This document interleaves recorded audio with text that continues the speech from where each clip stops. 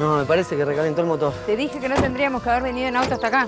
Mariana, si sabes que le tengo fobia al avión. Bueno, podríamos haber venido en micro entonces. Mariana, sabes que le tengo fobia al micro. Hola, somos el matrimonio Moravia. Yo soy Mariana y acá el experto en autos es Enrique. Jeje.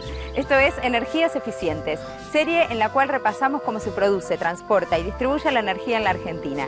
Ahora estamos en los campos de caña de azúcar de la empresa Ledesma, en Libertador General San Martín, provincia de Jujuy. Hoy vamos a hablar de los biocombustibles. ¿Cómo puede ser que haya recalentado tanto? Vamos a conocer mucho sobre esta forma de energía alternativa que tiene una historia muy extensa en nuestro país. Debe ser el radiador, ¿eh? También vamos a conocer cómo sobrevivir a un marido fóbico y obsesivo. No se lo pierdan. Mariana, me quemé.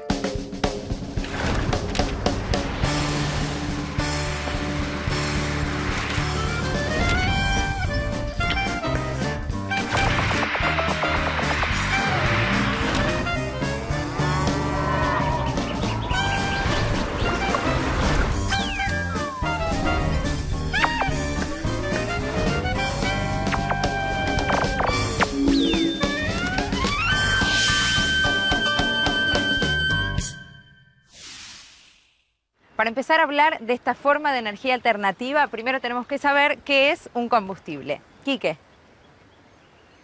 ¡Quique! Mira qué hermoso lugar, Mariana. Vení, relájate, disfrutá. Un combustible es cualquier material que libera energía al quemarse. ¡Quique! Conocemos los combustibles sólidos, como el carbón o la madera, los líquidos, como la nafta o el gasoil, y los gaseosos, como el gas natural. Todos esos materiales combustibles existen en la naturaleza.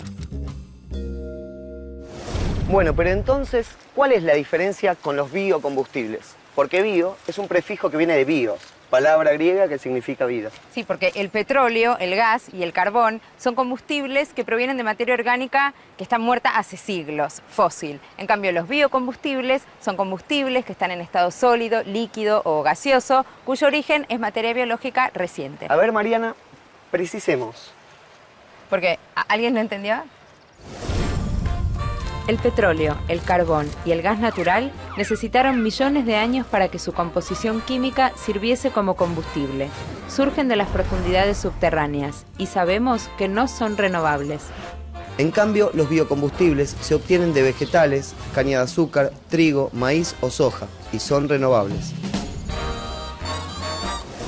Lo esencial que hay que saber de los biocombustibles es que pueden ser un complemento o una alternativa al uso de combustibles fósiles. Se usan para generar energía eléctrica, para calefaccionar, para cocinar. Pero lo que nos interesa ahora es el uso de biocombustibles para el transporte.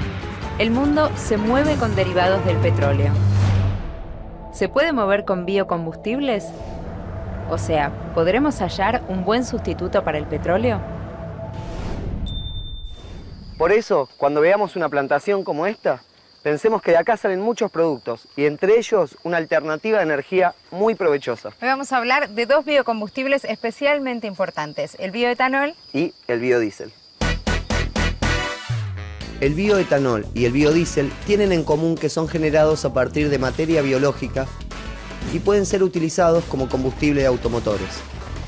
Para que el bioetanol sirva como combustible de los coches que usamos en nuestro país, tiene que pasar por un proceso de deshidratación. El biodiesel se obtiene a partir de aceites vegetales o de grasas animales. Mientras que el bioetanol puede mezclarse con nafta para motores nafteros, el biodiesel se mezcla con gasoil y se usa en motores diésel. Los sustitutos para la nafta no son algo nuevo. El automóvil Ford T de comienzos del siglo XX estaba diseñado para funcionar con alcohol, pero el desarrollo de ese combustible se cortó de cuajo con la ley seca y la industria automotriz tomó el petróleo como estándar. Con la crisis del petróleo en los 70, vuelve a estar vigente la certeza de que el petróleo no es renovable. Nuevamente, se piensa en los biocombustibles como opción. Algunos países, como Brasil, adoptaron el alcohol como alternativa energética. Y en Argentina, por ejemplo, el plan Alconafta arrancó a fines de los 70 y consistió en fomentar el uso mezclado de alcohol y nafta. Posteriores bajas en el precio del petróleo y crisis fiscales hicieron que el proyecto se desmantelara, pero ahora el panorama es diferente. El alcohol que tiene el vino en ciertas... ¿Qué haces? ¿Qué es eso? Y es que el tema de hoy está muy relacionado con el alcohol, como te habrás dado cuenta. Sí, entonces... Y que podemos amenizar la charla disfrutando de una copa. Sírvase. Ay, el viejo y maravilloso vino. Exaltado por los poetas, bebido por los reyes, fuente de alegría e ¿Es inspiración. tempranillo?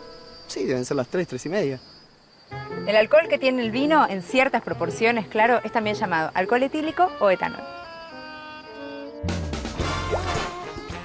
Si a 2 átomos de carbono les agregamos 6 átomos de hidrógeno y por último ponemos en medio de estos dos uno de oxígeno, ahí tenemos el alcohol, que también llaman alcohol fino, el etanol o el alcohol etílico. Varias formas de designar lo mismo. Bioetanol es el nombre del alcohol cuando proviene de materia viva actual. Cuando se lo obtiene, está compuesto por 95% de alcohol y 5% de agua. Para que sirva como combustible, conviene quitarle agua, esto es, deshidratarlo. El bioetanol combustible está compuesto por 99,4% de alcohol y solo 0,6% de agua. Si a este modelo le saco 2 átomos de hidrógeno y 1 de carbono, tenemos el metanol o alcohol metílico o alcohol de madera. Es un alcohol más simple que se usa entre otras cosas como anticongelante. Y si le devuelvo los 2 átomos de hidrógeno y el de carbono, pero le saco el de oxígeno, tenemos el etano, un hidrocarburo gaseoso que se encuentra en el gas natural. Si al etano le saco 1 de carbono y 2 de hidrógeno, tengo el metano, casi el 95% del gas natural. Y pensar que en un momento la atmósfera de la Tierra estaba compuesta principalmente por metano. Bueno, amor, si nos entusiasmamos, no paramos más. Volvamos al modelo del principio. El bioetanol es el alcohol que se obtiene a partir de materias vegetales. Sí, y de la plantación está de caña de azúcar, por ejemplo. Exacto. Entonces la pregunta sería, ¿cómo llegamos al bioetanol a partir de la caña de azúcar? En una primera fase, la planta crece y se cosecha. De las plantas se extrae un jugo con mucho azúcar. Ese jugo se decanta, se evapora y se cuece para concentrar el azúcar. El azúcar se cristaliza y se separa de un líquido remanente, la melaza, que se fermenta para hacer alcohol. Es que el alcohol se obtiene de una fuente biológica renovable. Por eso el nombre de bioetanol. ¿Una copita más, mi amor? No, dijimos una sola. Pero bueno, el concepto está bien. A lo mejor, bueno, la última. Tenemos que ser más detallistas. Volvamos a esa fuente renovable, en este caso la caña de azúcar. La caña, como cualquier vegetal, realiza el archiconocido proceso de la fotosíntesis. Como el nombre lo indica, fotosíntesis significa armar algo a partir de la luz. Las plantas capturan la energía solar, toman el dióxido de carbono de la atmósfera, el agua del suelo y de las lluvias. Con eso fabrican desde oxígeno hasta celulosa, glucosa y sacarosa.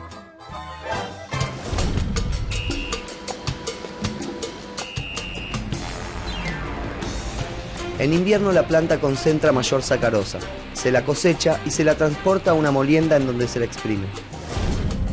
Cuando se exprime la caña, tenemos por un lado el jugo, que posee mucho azúcar, y una fibra remanente llamada bagazo. Este bagazo se puede quemar para producir calor y luego energía eléctrica, el mismo camino que hacen los combustibles como el petróleo, gas o carbón. El jugo de la caña se procesa para extraer la sacarosa y obtener el azúcar, pero hay un remanente, parte de la melaza, que es la materia prima del alcohol. Ahí es donde interviene la fermentación. Exacto, una técnica antiquísima en donde actúan las bacterias de la levadura. Hasta el propio Luis Pasteur investigó este tema. ¿Y no le dio rabia? Bueno, Mariana, un poco de humor. La levadura actúa sobre la melaza y genera fructosa y glucosa que pasarán a ser alcohol. Este mecanismo de la levadura ocurre en otros procesos, como el de la fabricación de cerveza, vino, pan o antibióticos. Y llegamos al último paso, la deshidratación. Al eliminarse un porcentaje del agua, el alcohol hidratado se convierte en deshidratado. Ya está listo para ser mezclado con naftas. Bueno, simplificando, de la melaza de la caña de azúcar se obtiene el bioetanol o alcohol. Ahora, ¿qué diferencia hay entre el alcohol que tomamos en el vino y el alcohol que se usa en combustible? El porcentaje de agua, obvio.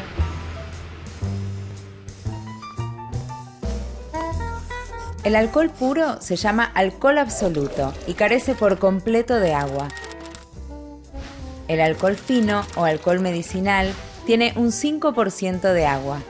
El alcohol bebible tiene un 50% de agua o más en las bebidas destiladas, como el whisky, el vodka o el ron, y entre un 96 y un 84% en cervezas y vinos. ¿Qué pasaría si intentamos mezclar alcohol con alto porcentaje de agua con nafta? Si agregamos alcohol con agua a un tanque de nafta, o si se mezclara agua por otra vía, se producirían fallas en el motor. En cambio, si el alcohol es deshidratado, una vez mezclados, el alcohol funciona de igual manera que la nafta en un motor de combustión interna. Por eso, el proceso productivo culmina con una planta deshidratadora. La producción de alcohol en el mundo para todos sus usos es de 64.000 millones de litros anuales. Más de 9 veces el volumen de la represa de Yacyretá. Sí, o del lago Ness en Escocia, con o sin el monstruo. En la Argentina se producen unos 180 millones de litros de alcohol por año. Hablamos de alcohol hidratado, no para uso combustible. En 2008 se sancionó un régimen de biocombustibles que impone un mínimo del 5% de alcohol en la nafta y un 5% de biodiesel en el diésel. O sea que la producción de alcohol inevitablemente va a subir. Sí, a más del doble de lo que se produce actualmente. Y si la mezcla de bioetanol con nafta aumenta en un 10%, vamos a tener que duplicar de nuevo. Para el automovilista no va a haber un cambio ni en el precio ni en las prestaciones del combustible. Y sin embargo, sí va a traerle otros cambios altamente beneficiosos. Ampliará la oferta energética con una fuente renovable y nacional. Y representará un beneficio para el medio ambiente, porque aunque el alcohol no sustituya a la nafta, será un complemento que reducirá la emisión de gases de efecto invernadero. En el caso del bioetanol, el cambio a nivel de economía regional será importante. En la zona del noroeste argentino, el NOA, provincias como Salta, Catamarca, Santiago del Estero, Jujuy y Tucumán tendrán un desarrollo mayor. La mano de obra que emplea el cultivo de caña de azúcar es mayor que la de otros cultivos que se podrían desarrollar en la región. Pero lo importante es que sus resultados, descontados los sueldos, son más útiles para la comunidad. Las plantas en su conjunto, incluyendo las que se incorporen por el lado de la producción de alcohol de cereales, crearán más de 5.000 empleos directos y 20.000 o 30.000 empleos indirectos, considerando toda la cadena de valor desde el cultivo hasta la producción de alcohol y sus productos. En el proceso intervienen muchos profesionales, ingenieros y técnicos agrónomos en la etapa agrícola y diversas especialidades técnicas y de la ingeniería en las etapas industriales. Ingenieros y técnicos industriales, químicos, mecánicos electrónicos, electromecánicos en higiene y seguridad y en alimentos. Y por cada uno de esos especialistas se necesita casi una decena de personas sin una formación profesional específica. Estamos ante una situación histórica que comparten con nosotros muchos países de buen desarrollo agropecuario. Los biocombustibles, que hace poco eran una idea loca, pasaron a ser hoy una solución obligatoria si queremos seguir disponiendo de energía para el transporte.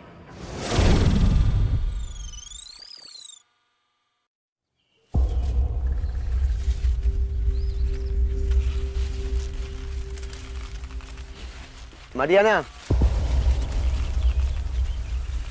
Marian. Ay. ¿Este lugar no es ideal para una película de suspenso? No, suspenso genera imaginar qué va a pasar en el futuro con los biocombustibles como energías alternativas. Pero bueno, hoy por hoy son una realidad. A mí algo que me queda claro, el biocombustible se obtiene de plantas que crecen a partir del dióxido de carbono que generan cuando quemamos su alcohol. Por lo tanto, ese combustible es una fuente renovable de energía. Sí, hay algo que es muy importante dejarlo claro. Los biocombustibles no se van a agotar. No.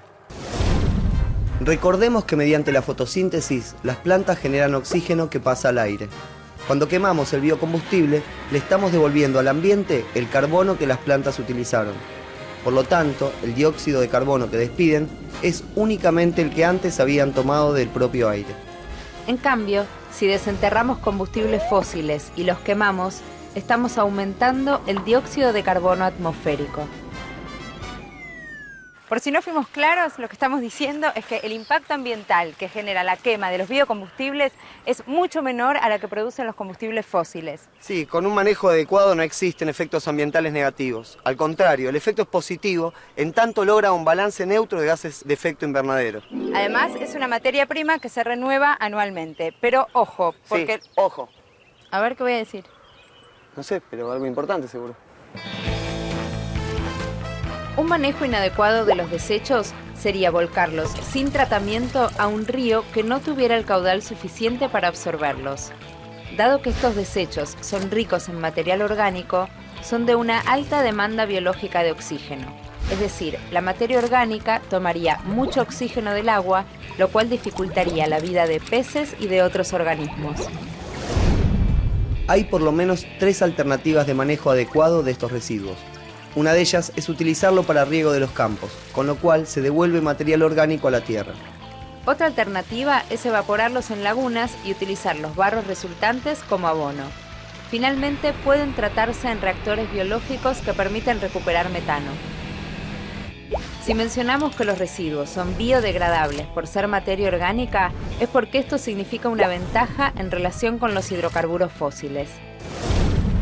Respecto de la combustión de la fibra, existen filtros lavadores de gases que retienen las partículas, arena, tierra y cenizas emanadas de la combustión de la fibra de caña en las calderas. El agua de lavado que arrastra las partículas separadas se deriva al sistema de tratamientos de desechos líquidos. Amor, Hey. ¿hablamos de los puntos en contra de los biocombustibles? No. ¿Cómo no? ¿No No. qué? ¿Hablamos de los puntos en contra de los biocombustibles? Te estoy diciendo que no hablamos. ¿Cuántas veces me vas a preguntar? Ah, vos... No, pará. Vos decís, hablemos Y sí, ahora. y sí. Sí, Bueno. hablemos de los puntos en contra de los biocombustibles. Uno es que la tecnología de autos argentinos no permite que se use indistintamente nafta o bioetanol. Un motor común de autos fabricados en Argentina y que tenga hasta 10 años puede funcionar con mezcla de hasta un 20% de bioetanol con 80% de nafta. De todos modos, es un escollo tecnológico que puede resolverse. Hay otra cuestión para tener en cuenta. Pensemos esto. Si toda la tierra cultivable del mundo se destinara a la producción de biocombustibles, igual no alcanzaría para cubrir la demanda de energía. Además, nos quedaríamos sin alimentos. No, igualmente pueden hacerse las dos cosas. Y esa es una de las ventajas de la caña. ¿Por qué? Y porque su producción es más abundante que la estrictamente necesaria para producir azúcar y fibra. Se puede quemar parte de la fibra para producir energía en las plantas industriales y reservar parte de lo que sería azúcar para fabricar bioetanol. La fabricación de alcohol combustible no nos privará de alimento, aunque sea innegable que incida moderadamente en el precio del azúcar. ¿Y se pueden obtener biocombustibles de otros vegetales? ¿Qué pasa con otros cultivos? Bueno, mirá, para la producción de alcohol se está estudiando la posibilidad de incorporar sorgo dulce o remolacha azucarera. Pero 1 hectárea de caña genera más energía que 1 hectárea de casi cualquier otra fuente posible. La Argentina es relativamente rica en alimentos, así que podemos cultivar plantas para fabricar combustible. Sí, la explotación de los mismos recursos para alimentar a la población y para proveerla de combustible no es nueva. ¿Ah, no? No. Es muy antigua y profesada por varias culturas. Desde tiempos inmemoriales hasta comienzos del siglo XX, los esquimales usaban velas de grasa de foca para alumbrarse y en ocasiones las comían. En la antigua Roma usaban una clase de arenques secos muy grasosos para alumbrarse en caso de emergencia. En Roma y en Grecia antiguas usaban aceite de oliva como alimento, pero cuando se ponía un poco rancio lo empleaban en las casas de baño para embadurnarse el cuerpo con una gruesa capa de ese aceite viejo y espeso cuyo exceso se retiraba. El aceite sobrante desprendido del cuerpo, que nadie quería como alimento ni para untarse, se quemaba en las lámparas para iluminación o para cocinar. Quemaban entonces alimentos para usar su energía con otros fines diferentes. El faro de Alejandría, una de las 7 maravillas del mundo antiguo, se encendía con aceite de ballena, que también servía de alimento. Ese producto se usaba para freír y a la vez para encender la hornalla de la cocina. Los faros luminosos con combustible se dejaron de usar en el siglo XX, cuando se popularizó la luz eléctrica y surgieron otros medios de orientación geográfica. De todos modos, la utilización de los faros de aceite de ballena no tendría mucho futuro. La caza indiscriminada de ballenas llevó a que llegaran al borde de la extinción a fines del siglo pasado. Mira, lo cierto es que todo alimento es una fuente de energía y por lo tanto sirve como combustible. Si en la época de la guerra en nuestro país llegaron a quemar maíz y girasol en las locomotoras. Sí, ya me lo contaste.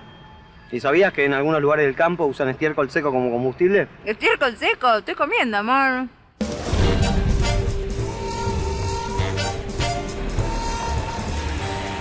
Esos camiones deben usar diésel. Y lógicamente que hablando del diésel me vuelvo a acordar del biodiesel. Comparado con el bioetanol, también el método de obtención es diferente, ¿no? El del bioetanol ya lo conocemos. El del biodiesel, como señalamos al principio, se produce a través de la transformación de aceites vegetales o grasas animales. Por eso, una fuente puede ser la soja, que tiene un alto contenido de aceite, o el girasol. Otra diferencia con el bioetanol es que los subproductos son otros. En el caso del biodiesel, el principal es el glicerol, que concentrado y purificado se convierte en glicerina, producto que tiene miles de usos, desde alimentos hasta la producción de plásticos. Sí, y explosivos, porque no olvidemos que la glicerina con algunos agregados químicos da como resultado la nitroglicerina. Y la nitroglicerina empastada con arcilla no es ni más ni menos que la dinamita. Y pensar que Alfred Nobel inventó la dinamita para usarla en minería y cuando vio cómo se usaba en la guerra, decidió donar toda su fortuna para la creación de un premio a la creatividad beneficiosa, a los avances y a la paz. Le agarró el complejo de Frankenstein. ¿Qué es eso? ¿Y cuántos científicos en la historia habrán pensado que crearon un monstruo que después no pudieron dominar? ¡Ay, qué profundo! Me encanta. Oh, Marianita, qué viaje nos espera ahora, ¿eh? Sí, encima el estéreo del auto que no anda. ¿Y ahora qué hacemos? No sé, ¿jugamos al veo veo? Bueno, dale. Veo veo. ¿Qué ves? Un consejo. ¿Qué consejo? Un consejo sobre el uso del auto, que tiene que ver con el uso eficiente del combustible. Porque no te olvides que la nafta, como es un derivado del petróleo, algún día se va a agotar. ¿De qué color? Tenga su auto en buenas condiciones. Un motor a punto y neumáticos con la presión indicada mejoran la eficiencia de combustible. Si los neumáticos están tibios después de unos kilómetros de marcha, ese calor se está perdiendo a expensas del combustible cargado. Maneje con prudencia. Si conduce a menor velocidad y acelera suavemente, reducirá el consumo de combustible, además de reducir la probabilidad de accidentes. Dejar encendido el motor del auto innecesariamente es como dejar prendido un artefacto eléctrico que no se está usando.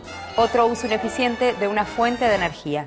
La vieja costumbre de dejar siempre encendidos los motores de los camiones y de los micros gasoleros. Eso gasta combustible, genera humo, hace ruido y gasta las partes mecánicas.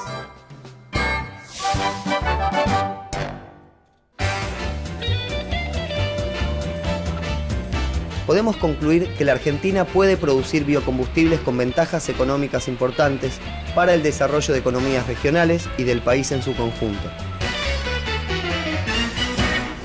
Pensemos que la mayor parte de la población mundial va a presenciar el agotamiento total del petróleo. Y hasta que se inventen o perfeccionen nuevas formas de energía, la producción de biocombustibles es ventajosa para los servicios, para la economía y el medio ambiente.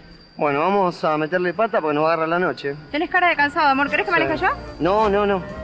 Bueno, ¿qué pasa? ¿No confías en mí? No. Sabes que soy una conductora muy prudente. Sí, demasiado prudente. A la velocidad que manejás vos tenemos reserva de petróleo para 1000 años, no para 50.